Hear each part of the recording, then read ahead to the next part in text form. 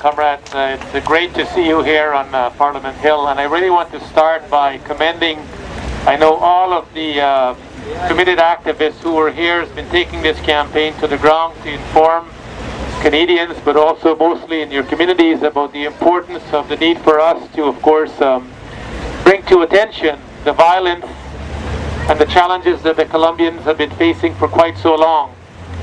It is, of course, without a doubt that it's fitting that you come to Parliament Hill to bring this message, because it is in this House where a decision could be made to say, no, we are not going to support the Colombia Free Trade, or on the opposite side, if the Conservatives should have their way, with the support of the Liberals, there will be a ratification of the Colombia Free Trade Agreement. I'm going to repeat things that have been said by my colleagues both in the Bloc and the NDP, and I want to commend the leadership of both in the Bloc and the NDP for steadfastly opposing this agreement. Without the leadership of the Bloc and the NDP, we would not be here today having our voices heard in the House of Commons. So it's critical that we continue to show support for those two colleagues who are leading the fight. But it's important for me to put in context the challenge that, of course, we face in Colombia. For over a decade now, the Canadian Labour Congress have been putting in efforts to ensure that the violence that's been going on to Colombia get some real attention. We have been, of course, successful in bringing a number of trade unionists whose life has been threatened with assassination, to get them out of the country, to give them sanctuary in Canada, for no other reason because of this government and previous governments and the paramilitary continue to murder trade union with impunity, without any regard for human life. But more importantly, similarly with the indigenous community in Colombia, who continue to face the violence, again with impunity, with no regard to bring an end to this violence. And the Afro-Colombian community, who's continued to be displaced, and never mind the millions of Colombians who've been displaced from their own territory, all in an east to exploit those territories for the minerals and the resources, so the multinational can continue to make bigger profits. Sisters and brothers, I want to say to you, friends, that yes, the CLC is committed to work with their affiliates to try and stop this free trade agreement.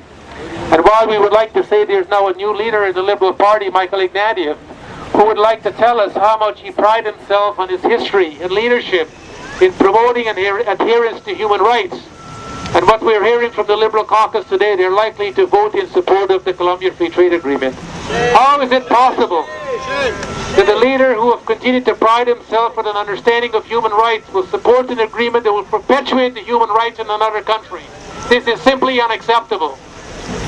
So of course the work we have to do is yet not done.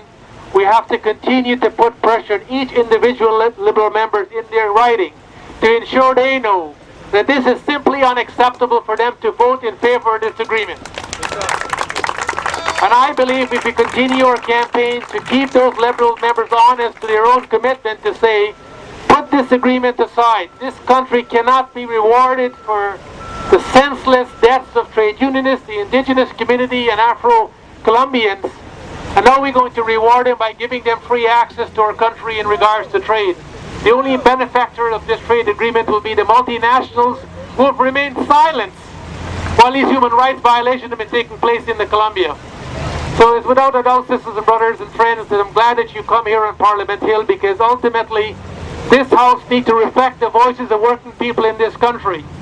Similarly, we have done some solidarity work with our colleagues in Colombia in the trade union movement. And without any distinction, they're saying they want to see the Colombian free trade defeated as much as we want to see it defeated in Canada. So I want to, of course, encourage you for the steadfast support and commitment that you have brought to this attention, and of course the efforts that you have brought in Quebec, and of course focusing that attention here in Ottawa today. We will continue to work with our colleagues in the House as we work with the broader coalition to ensure that this agreement, whenever it comes to a vote, we muster enough votes to ensure it's defeated in the House of Commons, because that will be the right thing for us to do in regard to our solidarity, and more importantly to send a message to the Colombian government. Unless you take some responsibility to end the senseless death and murders in your country, you will not be your friend, and you will not be rewarded by having free access to our market in Canada. Thank you so much for being here today.